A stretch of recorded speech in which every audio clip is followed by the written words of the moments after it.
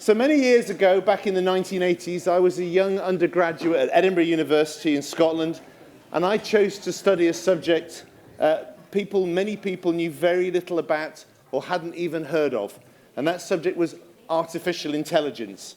Now, everyone's heard of AI, and there's news almost weekly of its relentless march into every aspect of our lives, with another intellectual frontier crossed, another performative barrier broken. Just a couple of days ago, I'm sure many of you will have seen news about Google's DeepMind using new AI tools to identify changes in human DNA that might cause diseases. Now, regardless of where this road we're on actually leads to, it seems that there is no task or pursuit where artificial intelligence can't better us or aid us, and that now includes research assessment. With ever more and ever more specific proposals to evaluate, the team at the Caixa Foundation have turned to AI to see if they can help boost the quality and fairness, and, spoiler alert, they think it can. So what kind of AI tools are the Caixa using? How are they using them? What safeguards are there to ensure the rise of the machines doesn't mean the demise of some kinds of otherwise viable proposals? We're going to get chapter and verse on where in the evaluation process AI has been applied and where it hasn't, and what's been learned by doing it. And we're going to get it from Carla Carbonella, Program Manager. It's closer?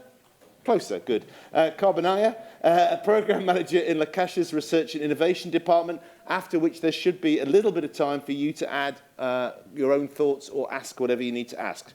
So Carla, give us an introduction to what AI can and can't do to improve research assessment.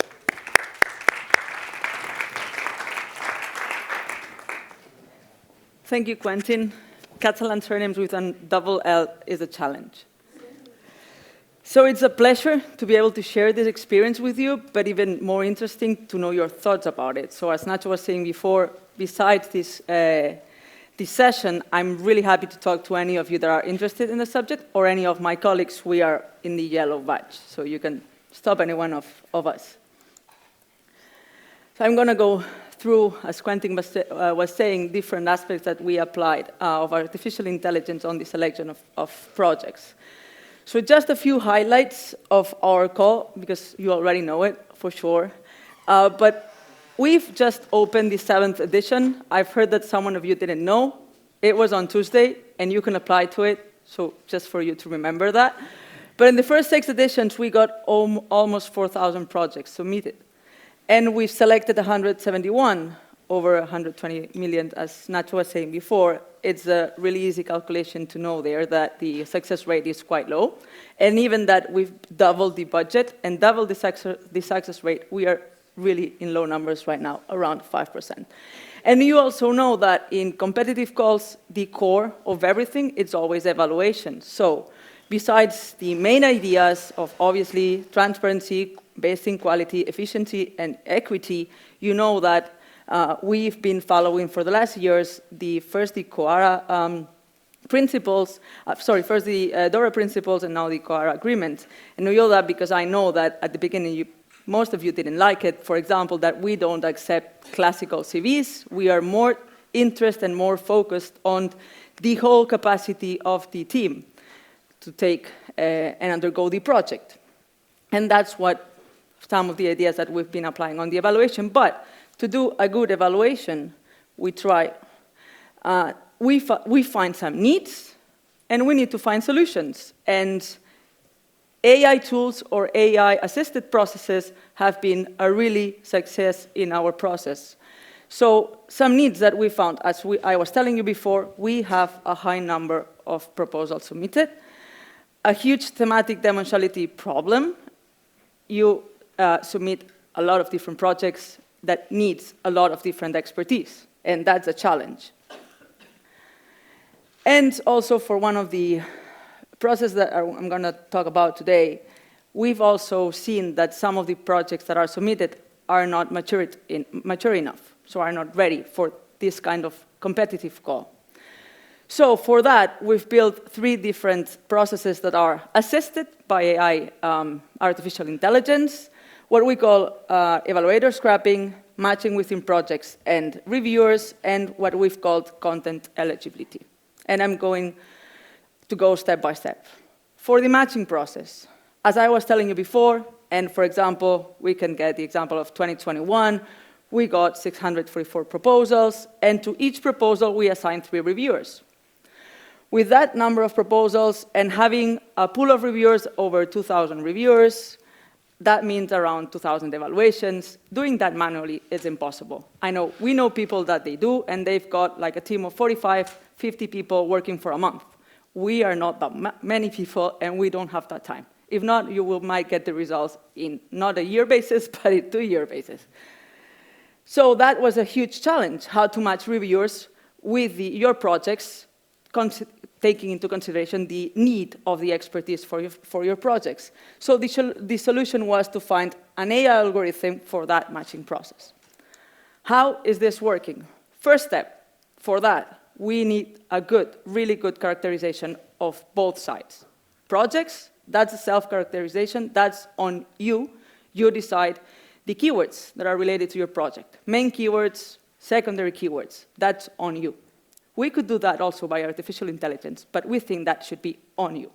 And that's something we can always talk about later. And what we call the scrapping process is how we get the characterization of our reviewers. We can obviously ask them, but it's not that easy to get answers on that every year. So right now, on an annual basis, what we do is that we download all their publications where they appear as first and last author for the last 10 years, and we extract all the keywords related to those publications. That give us a bunch of information related to that reviewer. And then we do the matching process. For you to have an idea, again, 2021, 644 projects. Related to projects, we had around 27,000 keywords, mesh terms. For reviewers, that year we had a available pool of 764 reviewers. That means that we download more than 40,000 articles, and we got those huge amount of mesh terms to relate to your projects. And that we did the matching process. How does it work? Based on your keywords there, and the keywords from the mesh tree, and that's really important. There's a tree structure there that come from your publications. We get a score for each reviewer based on the match of the keywords. If it's an exact match, you get a 1. If you don't get the exact match keyword, you go to the upper level, or the upper level, and the upper level, and then the score is lower down. At the end, and again, it's really important that as we are correlating 3 reviewers, we get the best match for 3. So we get an entire score for the project and for the reviewers. And that's the way how we select the best reviewers for your projects. Okay, now we have the projects and the reviewers matched. But we have a second problem. As you were seeing before, we get a lot of projects. And we've been seeing on the first 6 editions that around 30%, a little bit more than 30%, they finally get a score in the remote evaluation under 5.5. Okay? We've been applying several ideas in these last years to see if we can decrease the number of projects that we get that are not ready or that are not mature enough for this kind of call. For example, someone that gets a score under 5.5, they're blocked for 1 year. They cannot apply as a project leader for 1 year. But the impact of all those ideas were not enough. So at the end, we also wanted or worked in the idea that if we reduce the number of evaluations that our reviewers need to do, they can focus more in those proposals that they are finally reviewing.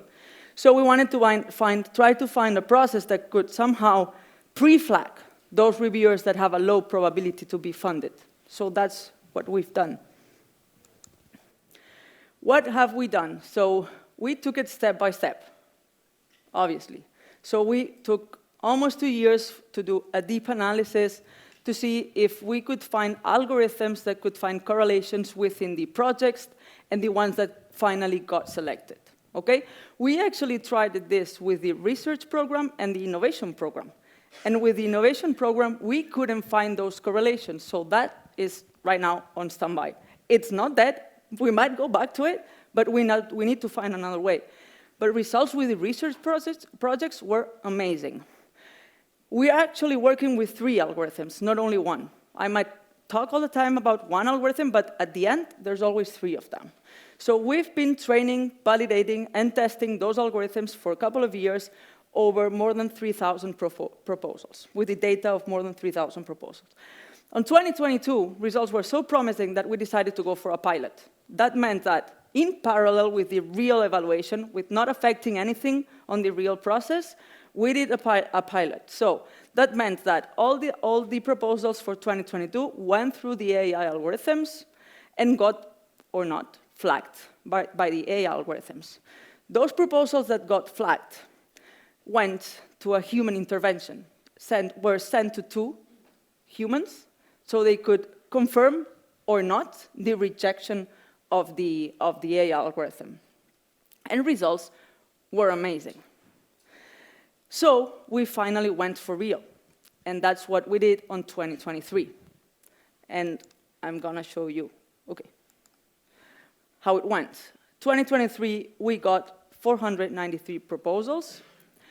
After the classical format eligibility, all the eligible proposals went to what we call the content eligibility. They go through the AI algorithms, and 98 of them were flagged by the algorithms.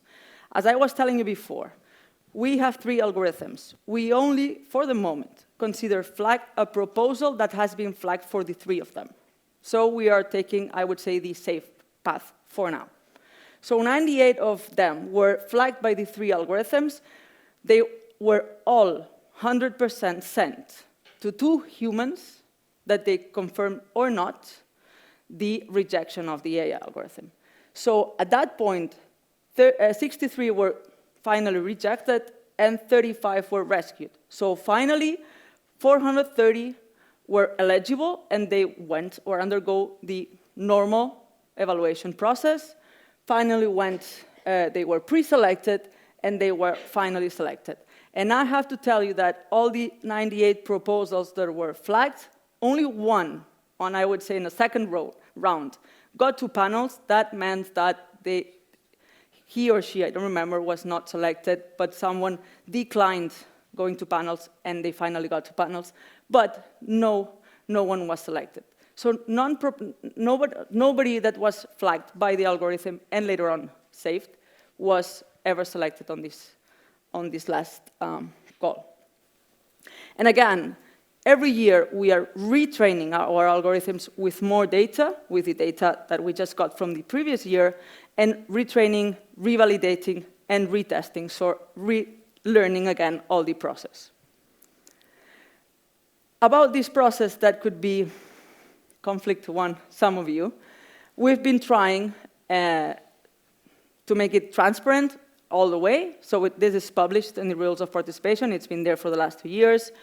It's even more explained on the evaluation guide. There's always human intervention. Legally speaking, it's only mandatory to evaluate the 10%. We do 100% in this part. We do a 10% in the matching process, and it's done by us because it's huge, just to make sure it's been done properly. But in this part, we do 100% of human intervention. And there's a lot of room of improvement yet in explainability of the AI models, but there's some stuff there that we are working at where you can get some explanation of why the AI model is working somehow or how it's taking their decisions. But for the moment, the explainability is based on the human intervention. We ask those reviewers, what's the weakest part of the proposal? Obviously, they don't do a report. If not, it will be a normal evaluation, but they just tell us what's the weakest part of the proposal, and if they have any, highlight or any comment that they want to share. And we get that information too. So we need to keep continuously improving our assessment process. For that, AI can be really, really useful to assist us in the evaluation process. We've been taking it step by step to make or to ensure acceptance. We know it might be difficult, but it's there. Try to use it. We go forward only if we have solid results, and we try to explain anything you need to know.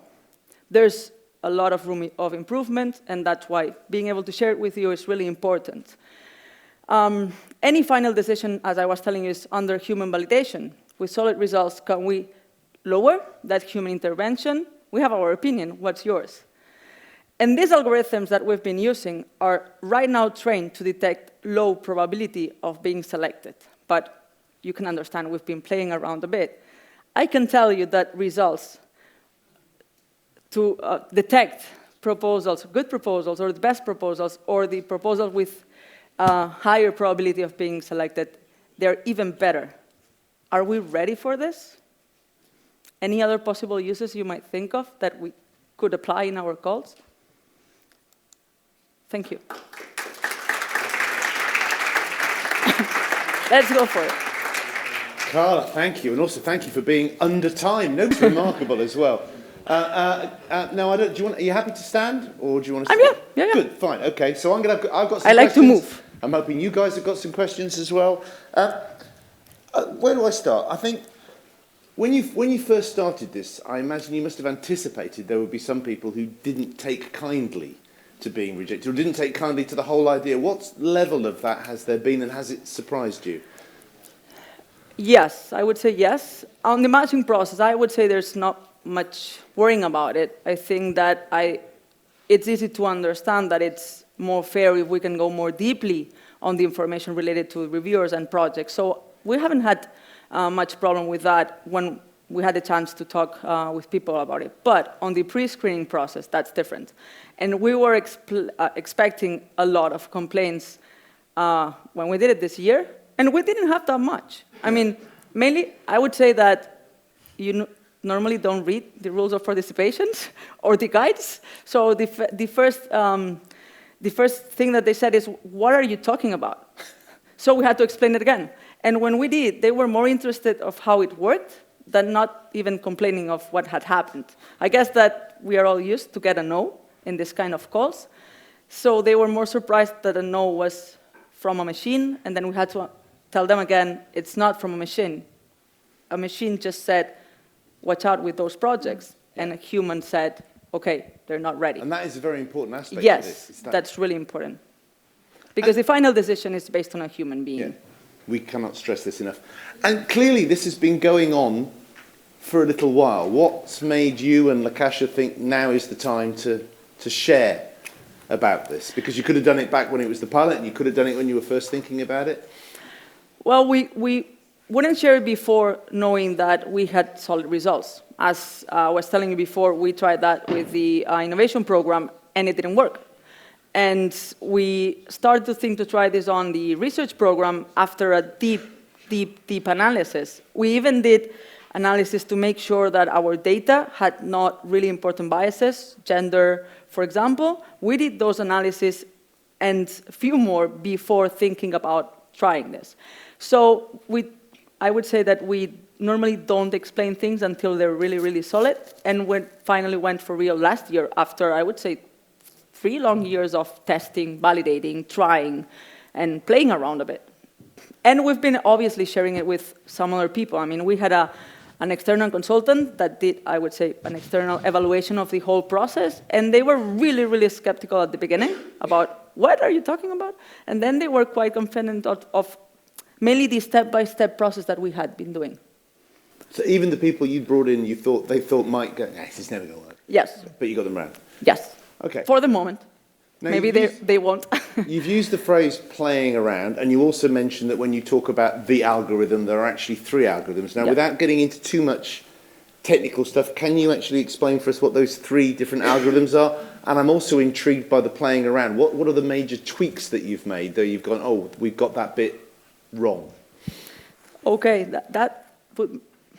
that explanation would get a little bit technical. That's what I'm saying. That it's a simple version of that. Simple version of that. So we went for 3 algorithms. I'm not sure if you might know BioVert and BioElectra, but there's some based on Google, some based from Microsoft. But they're open source, so you can just get them. But they have been previously trained with biomedical data. So people that we work with, because the algorithms and all this setup has not been done by us. We work with a startup from the UPC. I knew these algorithms quite well. And there's even one that's a BioVert with adapters. So those are 3 that already had been trained with biomedical data. So we didn't start from scratch. Yeah. So the main thing here was, first at the beginning, is one going to be better than another one? Or maybe the combination of 2? And we finally decided that the combination of 3 was even better. So at the beginning, and when we did the pilot, we actually did the analysis considering what the results would be if we only took one of the algorithms independently. Mm-hmm. So we did that analysis with the 3 of them, or even if we consider 2 or the 3. At the end, we decided to go, for the moment, for the safest option, that we only flag those applications that it's a consensus within the 3. But results, taking into consideration only the 3 algorithms independently, are this solid enough to actually any of the algorithms independently flag the proposal that got selected for this year. So that's really good. Anything that, in terms of tweaking, where you went, we thought this, now we realize that was completely the wrong, this is not a criterion to have, or whatever else it might be? No, the main thing here is that we don't, for the training of the algorithms, the data that we use is scientific data, a scientific approach, state-of-the-art, methodology. It's not your names, it's not your gender, it's not the name of your organization. So it's not any kind of that data, it's scientific information, and that's really important too. And that's also that we played around with all of kind of data. A scientific form of profiling, which exactly. is what you don't want. Yeah. Yes, yeah. Exactly. And we decided to go just for the text related to science text, related to the proposal. Any other data related to that, and for sure, not personal data. Okay, I've got a few more things I'd like to ask, but it's only fair. We've got a few questions out here, or at least. Okay. Well, let's go there first. Yeah, I'm pointing. Here? Yeah. Okay, so I have 2 questions. First is, if you have reviewers that see more than one application in the first step?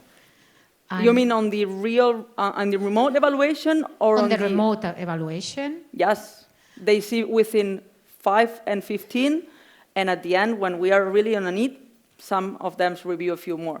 Okay. So yeah, there's always between 5 and 15. So they have several, yes. Somehow they can compare. That's a mandatory thing on the matching process.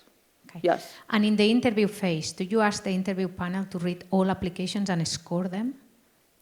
All applications on their panel, yes. They have to read all of them, and they have to score all of them. And we know and understand that they might not all have that specific expertise for your application, but yes, they have to review all of them and read all of them. And they get them before the panel session, like a month before. So most of them have pre-read the applications and have quite some notes about them. Yeah, I think reviewing without reading is generally frowned on. So you mentioned that the algorithm goes through the proposal text, but yes. What about the CV and publication record? No, we're not taking that. Nope. But do you think the humans do go more over CV than the proposal? Yes. Okay, and that although that we, in the guides of evaluation, we tell them that they don't have to look for more information that's in the proposal. And as you already know, we don't ask for CVs. We don't want a long list of publications. You can only add maximum of 5 publications related to the proposal. And we tell them, we cannot force them. If the remote reviewers are, around the world, but we tell them, and our instructions are clear, to focus on the information in the proposal and to don't try to find extra information. So we like qualitative evaluation on that part. Mark, front row. Hi. When the AI system flags a project, yes, and you send it out for 2 peer reviews, human peer reviews, so do you tell to these reviewers that this particular project was, selected as bad in the initial process? So they are somehow biased already? You said that, not me. You said bad project, not me. Okay, sorry. So, I mean, suspicious, if you want. Yes, they know completely in what process they are participating. Even they knew in the pilot. But we also tell them, this has been built using all the previous data that we have. So any proposal that could be a bit different could be a false positive. So it's your work to detect that. So they know that. Okay. And they have been told that several times. So they are not biased in the sense that, oh, they told me already that it was out of the selection, so then I don't need to, I hope not. I mean, that's not the idea. We are telling them... But you can see that that might interfere. Yes, we actually, when we did the pilot, we actually, after the process, we did a couple of meetings with the participants for that year, so they could share their ideas, their thoughts, and they were told that they were doing a pilot. And we also get the insights from this year. And I think I didn't mention that before. They are, the reviewers that participate on the content eligibility, they are panel reviewers. So they are reviewers that have been panel members before, so they know the type of project, I would say, that we select. So they kind of have that feeling. So this is really interesting. It's a rather naive question. So I think it's very difficult to be transparent about algorithms because we don't quite know. Yes, I agree. But you're really doing an effort to be transparent. Do you think it makes sense to make that transparency or even a step higher if the screening by AI was made available to the proponents themselves? So I'm proposing a grant and I put it on the machine, I'm going to call it, and the machine flags me because, oh, I need to improve it. So you don't even get it. Does this make any sense? That's something that we've talked about. We are not ready for that. We are not ready for that. I mean, for being really honest, we are not ready for that. But that's something we've talked about, that you could pre-flag yourself and then decided not to apply it. Okay. That would be our goal to get less proposals that are not ready enough. That would be perfect for us too. We're not ready to get to that point yet, but it's been discussed internally if at some point that could be offered somewhere and you can just go through. But you will need to write it anyway, so at least you will never submit it, but you will have to write it anyway. So I think we would need to think it through, but we've been... And presumably, similarly, you need to guard against people playing the system. If you know that it's going to be a couple of keywords that will lead you to certain reviewers, you don't want people putting in those keywords to get to a reviewer who's friendly. Yeah, and I don't want people trying, having a proposal going through the machine and saying, oh, no, that will be flagged, and trying again in 10 minutes, and trying again in an hour, or trying again in 3 days. I mean, that's not, I would say that the intention is not to find someone to tell me that's a good proposal or not at that point, but it's an option someday. Yes, go ahead. I will say that the problem now is that we don't do that one by one. I mean, No. we need all together to decide, not that, but the AI. The which of algorithm them are analyze flagged the or code. not. So we, one by one. I mean, that will be fantastic, but and maybe I'm sure we will arrive there, but not now because we need all of them together to decide. What we finally get, it's not a yes or no. We get a list of probabilities of being selected, and actually what the algorithm does, and that's part of a question you asked before and I didn't answer. It gives you the probability of being part of 3 possible groups. Let me use your words: good, suspicious, average, or good. And we get the 3 probabilities for each project. And then we us, draw a line. I think that last year it was around the ones that were finally flagged, it was around 13%, 13. So we are keeping the numbers, I would say, safe.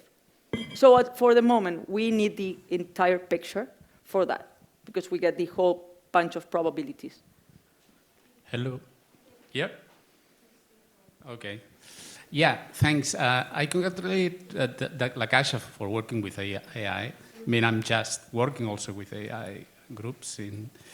But there are a lot of challenges. And one which is, interesting for this session is that, AI, for example, large language models work standardizing data. So you have the outcomes, and then it's standardized.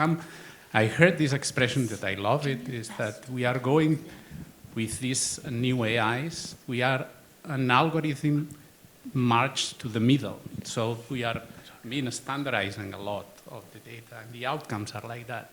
So this is a challenge for things like thinking out of the box. I mean, this is something which is very important that you have to take into account. And the outcomes of these algorithms have to be tweaked a lot. I mean, you have to need a lot human intervention, but also other ones. And I'm thinking that this is a very, very dangerous thing for AI, because they give us the standard. And I think that you should work also in that direction. Yeah. We agree, actually. You used a lot of for nows and at the moments, and obviously Yes. one of the things we have to be very wary of, particularly with AI, is encroachment, that gradual. It Yes. used to do this, and now it does this in a bit, and now it does this in a bit more.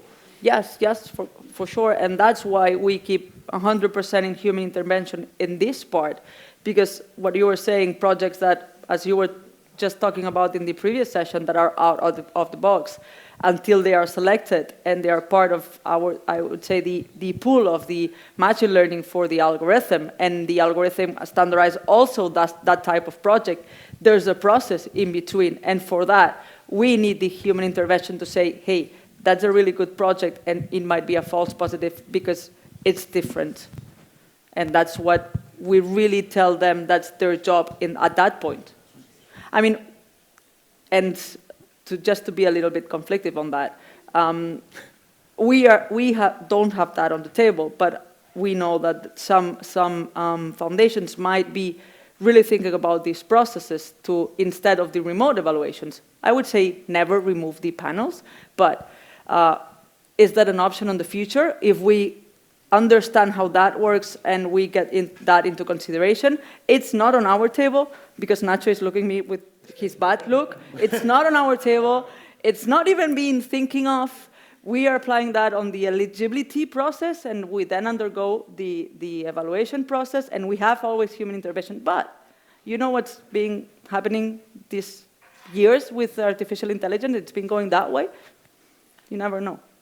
So most important thing here is go step by step, because if not, I mean, the result will be the opposite, because you all will be angry, and then our job is not well done. Okay, we've got a couple of questions from down here. They've been fighting over who goes first. Right, we'll go to this row, yeah. Okay. I know AI can be sometimes a bit like a black box, but could you identify some common traits of the proposals that were flagged? In terms, was it the style? Was it the lack of novelty? Were they just incremental, no preliminary results? What was common among them? That's a good question. I have to say, I was expecting to get an answer on that, and the answer was that there was no answer. So the main idea the main idea that the AI algorithm gave us after the initial analysis and the pilot is that what the algorithm learned from the previous evaluation is that it's the application that's not ready, it's not ready in a whole. I was expecting there to be more impact if the methodology was not good enough, I would say, than the, I don't know, state of the art, or than the whatever it is. But it's more of the whole application. So that's one of the, I was expecting another answer, but that was it was. So I would say that probably reviewers say that project deserves a 7, and then they put the 4 scores. And it can also be that AI sometimes matches patterns that we haven't previously perceived. So there is something consistent to unsuccessful ones that we don't know about, but it's going, this is what's consistent with them. Okay, there was a question, or both, I think it's 2 other questions in that row, yeah? And then we'll come to you. On this novelty issue that we've been talking about, are there ways you've thought about how the algorithm could actually be better than the panel? I mean, we're assuming that the problem is the algorithm is always going to match the panel, so until the panel moves things forward, then the algorithm is going to be stuck. But presumably you could tune the algorithm to actually look for more novelty and also not have the ego that people on the panel might have of not liking people proposing things that they haven't done yet. Yeah, but the algorithm learns from the data that we have that has been reviewed by persons. So that's why we actually did the initial analysis, to make sure that we didn't have important biases on the data. But I'm not sure that if we'll be able to go. Is there a risk that the AI will develop the same flaws as the panel? Yes, that's why we did the initial analysis, to make sure that we didn't have important bias. Because if we had, the algorithm would have that bias too. So at the beginning, I think that step 0 has to be that one. You have to make sure that the data you're using is good enough to teach the algorithm. If not, you're going to be taking with you all the bias that you can have. I was actually thinking the opposite, that it could be better. Yeah, that I understand that. And I'm not sure that we can move forward. I'm not sure I know enough to answer that question, but I'm not sure if we can move beyond the reviewers, because we need human intervention to decide that evaluation, that application need to be saved because it's a false positive, because it's out of the box for the moment. So to get that kind of application in the box, we might need the human intervention for several years. Even in the scientific community, you were saying before that you need to convince the reviewers that it's worth the risk. So maybe at one point, if you have convinced them that it's worth the risk, the algorithm understands that it's worth the risk. In a couple of years' time, we'll be able to bring on the AI to answer these questions themselves, right? Very fast. That would be good. Just a suggestion on the double review of the suspicious. I would make one of them blind, so that he or she doesn't know. And that can help you in the future to see whether you have these biases, systematic biases, by telling them that, okay. Made what blind? But this was done before, when we were trying for the first time. A blind reviewer saying that he doesn't or she doesn't know. Oh, sorry, I didn't understand the question. Yes, in the pilot, we did. In the pilot, we told them that we had put on the bunch of proposals that were sent to them some proposals with a really high probability of being selected. So I would say really good proposals, flagged by the AI. So there were some proposals for them, and they knew they were there, that were not flagged as bad proposals or suspicious. But I would repeat that. I mean, well, anyway, that's a suggestion. And then the question here is, you have two bad ends of all this story. No? One, of course, is AI is a black box. It is no good, because you don't really understand what is going on. If you know exactly what is going on, then you have a receipt.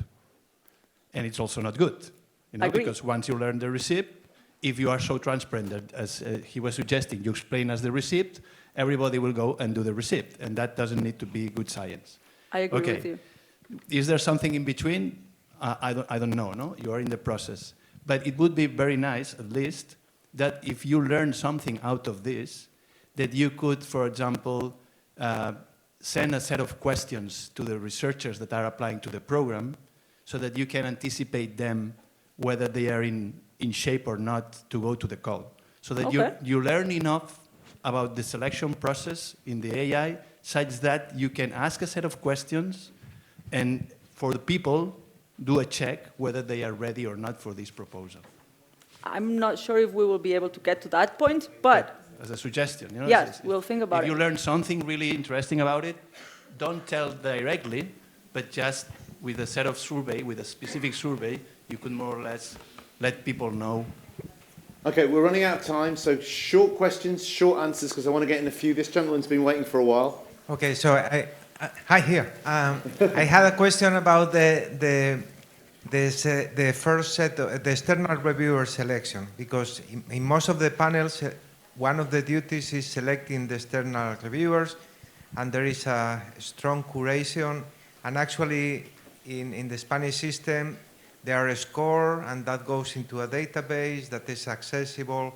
So my question is where there is any filter, especially if they go by artificial intelligence, is any member of the panel checking that they are the appropriate reviewers? Because sometimes being very close is a bad thing, not a good thing, because and being too far is a bad thing. So it's an equilibrium that the panel has to somehow weight.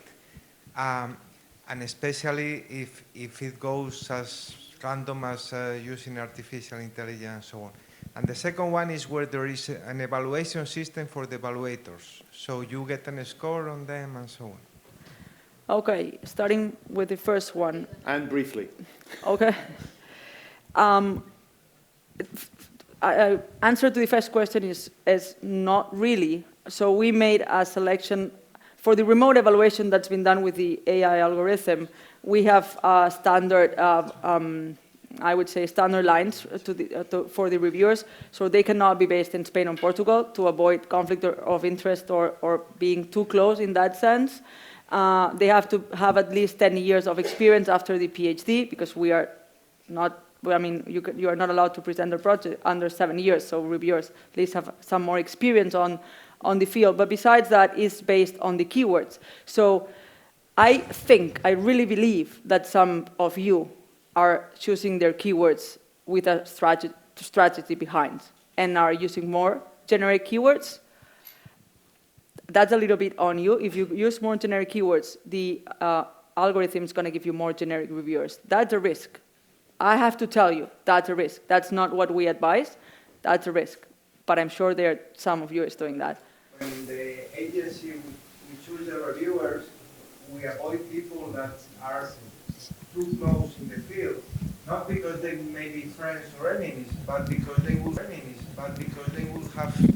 they will have very fixed ideas. So there is an optimal distance, and being too close is not necessarily a good thing. We don't do that. The only thing that we have is obviously the conflict of interest that they have to declare, but we don't do that analysis. Okay, we don't do that. Is good wait, enough for an he had answer? a second question. Oh, and yeah, it you was, had a second question. Wait, Yeah. it was... Oh, yeah, we do that. We read absolutely all the comments that they do, and this is done by our team, and it's intense, and we evaluate the reviewers.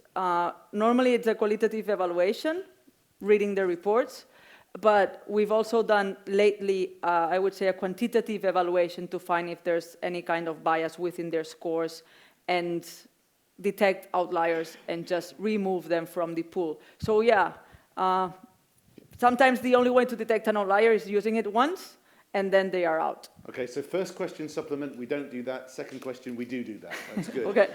Yep. Yeah, thanks for updating us on this strategy. So I'm wondering whether you peer review your own system. So are you able to outsource someone else, an outsider that peer review and validate your AI? We had, yes, we will still be doing that more on the next month or years. We are working on that, but to start the process, to start after the analysis and when we were doing the pilot, as I was telling you before, we had an external consultant that went with us through all the process and had, I would say, do an external evaluation of our process. So yeah, the answer is yes, but we want to do it more and keep evaluating our own process. And we're doing, sorry, yes, thank you. We're right now working in, I would say 2 publications, but mainly in 1 right now. There's going to be a policy paper about this, I hope soon. Okay, we're almost at time, but I do want to ask, are you, Caixa, leading the way on this? And if so, are you leading other people? Or others following and talking to you about this?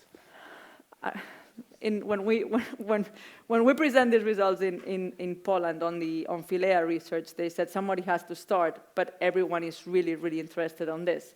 So maybe it's us applying it already or not, but I would say it's on the table right now, and there's a lot of people doing different stuff, because there's people playing, yes, Sweden is doing stuff, and China and Norway, it's also doing some things, not that on the selection of projects, but yes, on the peer review, on the matching processes, they do.